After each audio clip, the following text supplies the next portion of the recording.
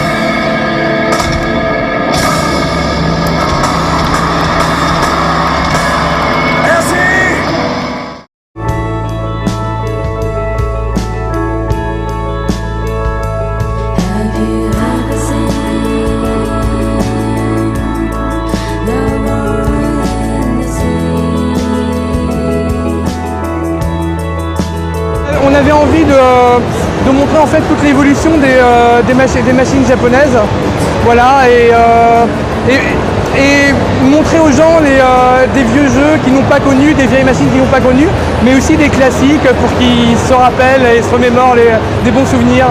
D'ailleurs, les Japonais qui sont passés sur le stand ont beaucoup aimé, surtout la Famicom et les machines exotiques comme la Marty et le MSX.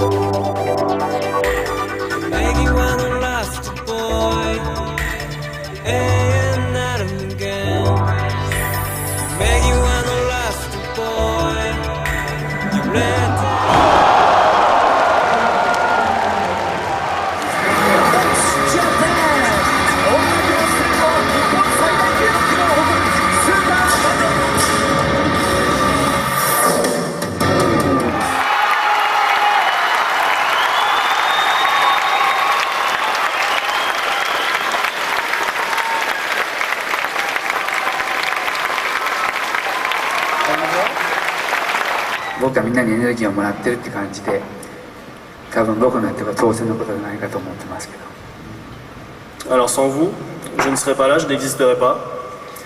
Donc c'est plus moi qui devrais vous remercier pour toute l'énergie que vous me donnez. Et si je vous rends heureux, c'est tant mieux et c'est tout à fait normal.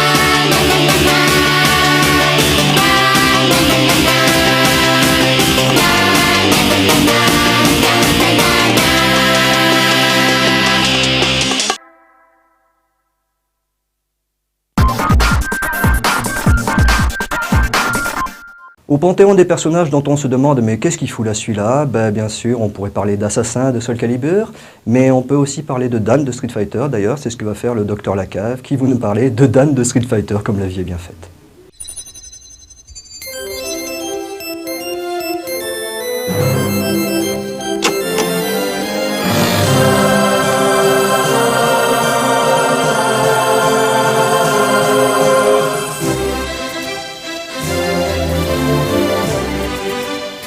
Bonjour, bienvenue dans Palace. On a tendance à prendre les jeux de baston un peu trop au sérieux.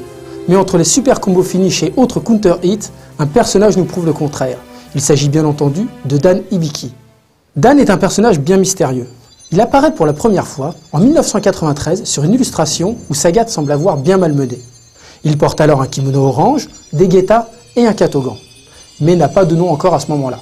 C'est seulement 2 ans après, en 1995, qu'on le retrouve dans un jeu vidéo, Street Fighter Alpha, où il apparaît en tant que personnage caché.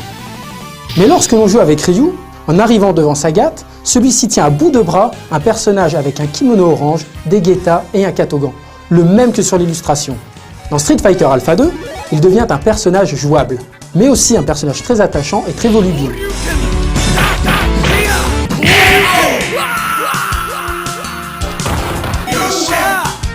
Les plus érudits d'entre vous auront remarqué sa ressemblance avec 2 combattants issus d'un jeu de baston d'un autre éditeur, Art of Fighting. Dan reprend le costume de Ryo Sakazaki et le style capillaire de Robert Garcia, les 2 héros de cette saga. Mais ce n'est pas tout, les coups spéciaux aussi sont très similaires. Le Gadouken de Dan coïncide parfaitement avec le Kourouken de Ryo. Et le Ishuburaiken, un super combo, n'est qu'un ersatz du Ryu Koronbo de Robert, de la pose du début à l'uppercut de fin. On pourrait croire qu'il s'agit d'un simple copier-coller des personnages d'Art of Fighting, mais non, il s'agit plus d'un clin d'œil que d'une copie. Si l'on regarde qui se cache derrière Art of Fighting, on s'aperçoit qu'il y a Matsumoto Hiroshi, co-créateur d'Art of Fighting, mais également de Street Fighter premier du nom. Street Fighter Alpha, reprenant un bon nombre de personnages du Street Fighter originel, on peut y voir un hommage. Art of Fighting voit aussi apparaître un système de provoque. Il n'en faudra pas plus à Dan pour devenir un provocateur averti. Il a même une furie de provocation qui ne sert à rien et qui le rend plus que vulnérable. Il est amusant de noter que cette fois-ci il prend la pose finale de Yuri, la sœur de Ryo. Autre chose troublante, dans Street Fighter Alpha 2, lorsque Ken rencontre Dan, il lui demande « Do you know the art of fighting ?» que l'on peut traduire par « Connais-tu l'art du combat ?» mais qui surtout est un jeu de mots pour savoir s'il a déjà entendu parler du jeu Art of Fighting. Mais la phrase de victoire la plus mémorable est celle que Dan prononce dans Street Fighter Alpha 3, où il dit « I hate the art of fighting, but I want to be the king of fighters ». On ne peut pas faire de référence plus précise à King of Fighters étant la licence la plus juteuse de SNK à ce moment-là. Dan a créé son propre style de karaté, le Saikyoryu, le style du plus fort. Une version japonaise de Street Fighter 03 sera même sous-titrée Saikyoryu Dojo sur Dreamcast. Oui, car Dan est bien un maître de karaté. Il a comme premier élève la jeune Sakura. C'est d'ailleurs l'histoire que propose de suivre le scénario de Dan dans Pocket Fighter.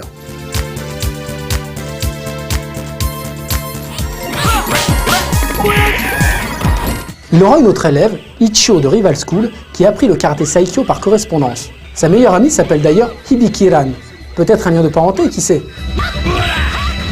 On croyait le père de Dan mort, mais la fin de Marvel Super Heroes vs Street Fighters laisse perplexe.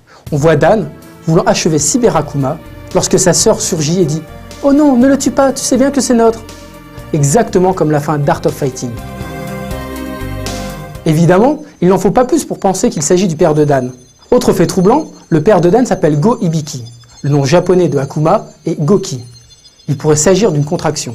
Encore plus fort, dans Super Puzzle Fighter 2, lorsque l'on rencontre Dan, il crie « Oyaji !» que l'on peut traduire par père. Et là, qui vient à la rescousse? Akuma. Ils sont aussi à l'extrême opposé. L'un extrêmement fort ayant des envies de meurtre, l'autre immensément faible voulant sauver la mort d'un proche. Ce sont un peu le yin et le yang des jeux de baston. Les seules images que nous connaissons de Go Hibiki sont celles où il se cache derrière un masque de Tengu. Encore une référence à Art of Fighting. Dans Super Puzzle Fighter 2, c'est encore un personnage caché, mais toujours aussi loufoque. Dans ce puzzle game, vous devez envoyer des blocs de couleurs à votre adversaire. Dan, lui, n'envoie que des gemmes rouges, ce qui est un véritable cadeau pour son opposant.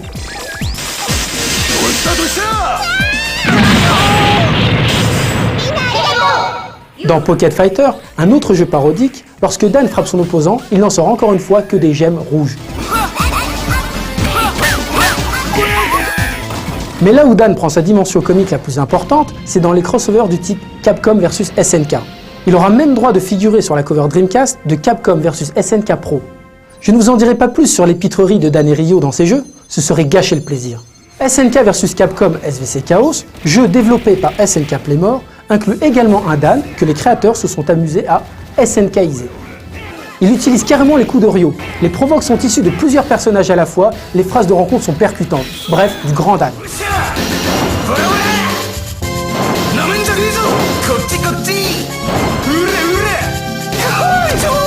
Dan Hibiki a su passer du stade de simple personnage à celui de mascotte, grâce à ses références assumées et son humour omniprésent.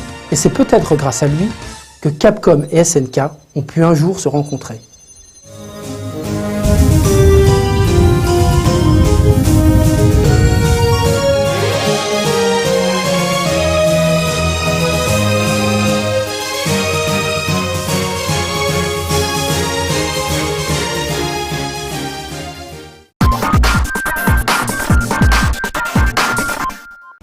Et donc, pour toi, finalement, le best of the best, c'est vraiment Soul Calibur, quoi. Mais le mieux dans la vie, c'est d'écraser ses ennemis, les voir mourir devant soi et entendre les lamentations de leurs femmes.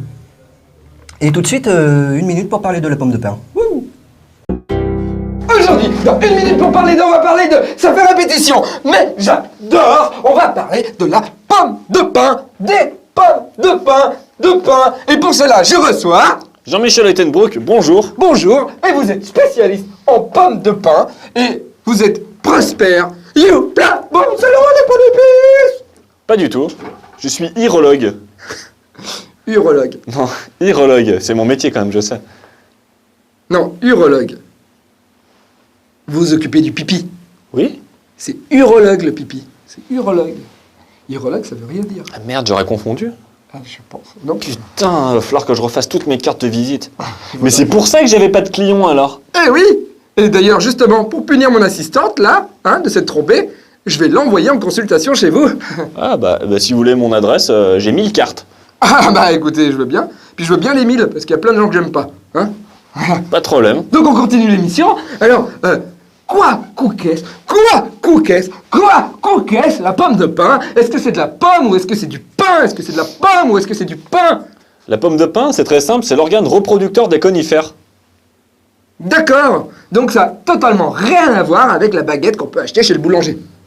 Aucun Ou la flûte. Aucun rapport. Aucun rapport. Et ça n'a aucun rapport non plus avec la pomme. D'accord. Le fruit du pommier. D'accord, donc on peut dire que le mot pomme de pain est un faux ami. Non. Non. Non. Non.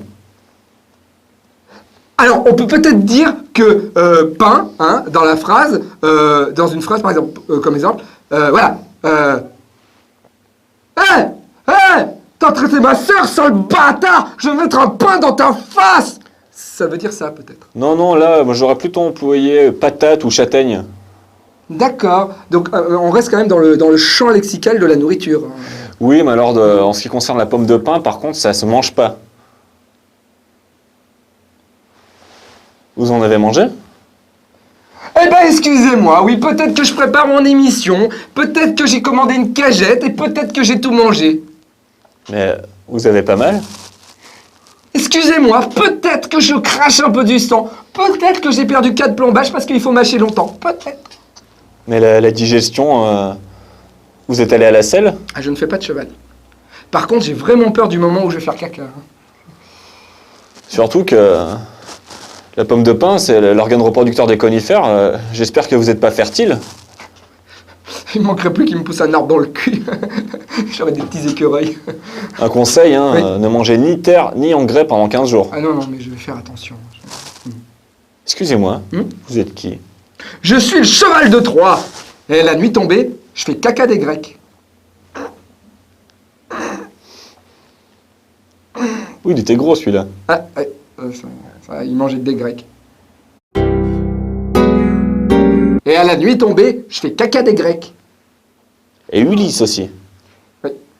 Ulysse revient, Ulysse revient. Mais enduis-toi d'abord de vaseline. Ah oui, parce que sinon ça fait mal. Salut, c'est moi, non, je suis le bloqué petit dans le tigre cheval de de Troie. Troie. Je peux pas sortir parce qu'ils ont fermé la porte. J'ai un poisson dans l'intestin.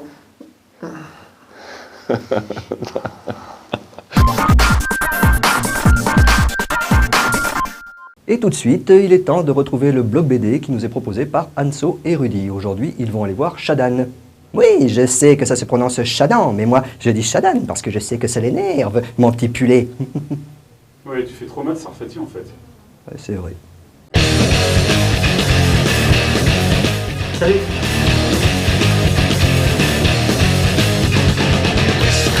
Salut, moi c'est Babs, j'ai 22 ans, je suis de Clermont-Ferrand et je suis étudiant en communication graphique. J'ai un blog, babs.mobile.com, sur lequel je poste quelques strips en BD, un peu moins maintenant, mais sinon c'est en général des illustrations de ma création. Moi je dessine depuis que je suis tout petit, bon c'est peut-être bête à dire, tout le monde dit ça en général, tous les dessineux. Depuis la maternelle on m'a toujours dit tiens bah, tu dessines bien, machin, il faut vraiment... Enfin, j'avais pas le même niveau à la maternelle qu'aujourd'hui quand même. Après le collège, je me suis lancé dans 4 ans d'études dans l'infographie.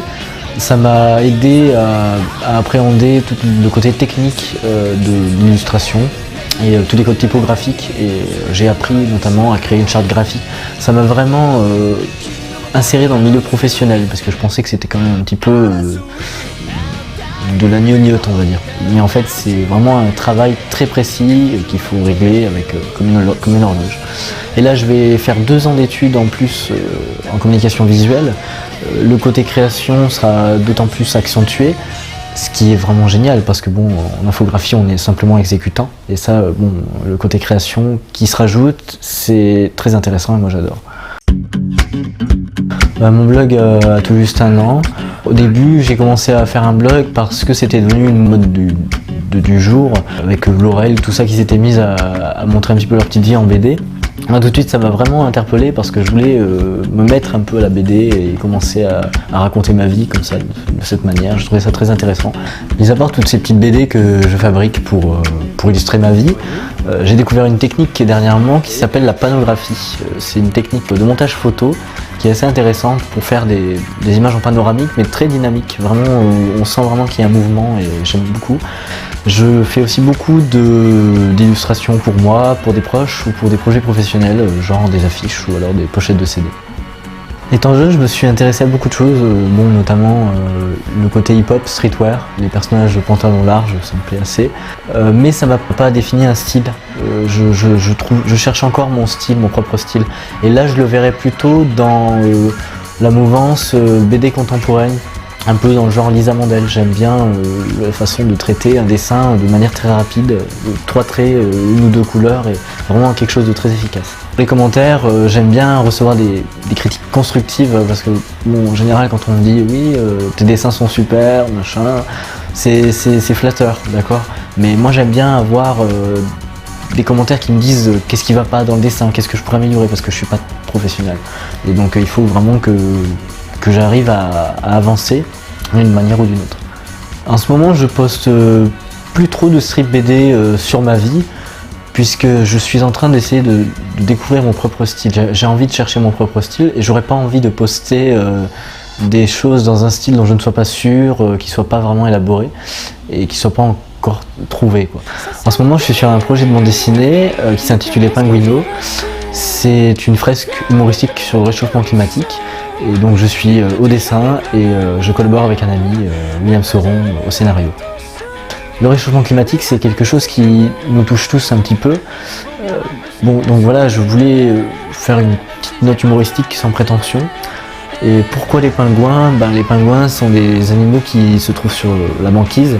Et donc ils sont en première loge pour apercevoir tous ces changements-là, et je trouvais ça très drôle à mettre en scène.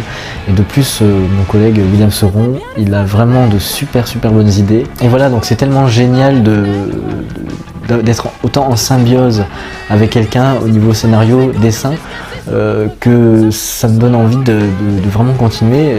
Parce que bon, ne serait-ce quand il m'envoie des scripts par internet par exemple, j'arrive tout de suite à voir comment je pourrais mettre ça en scène. Il a vraiment des très bonnes idées, au niveau humour on s'entend parfaitement et ça me donne envie de continuer, de mettre ce projet à fond et de le finir, de le montrer à plein de gens, de le proposer et de le mettre à jour. Si ma bibliothèque était en feu, que je ne pouvais sauver qu'un seul livre, ce serait Libre comme un poney sauvage de Lisa Mandel. À la fois c'est très contemporain et puis c'est très minimaliste et j'aime beaucoup ça. Et elle a un humour décalé et ça me touche énormément et c'est vraiment en connivence avec ce que je pense. Et quand c'est plein de trucs comme ça, on se casserait bien loin de tout ça. Ah, si j'étais aux États-Unis.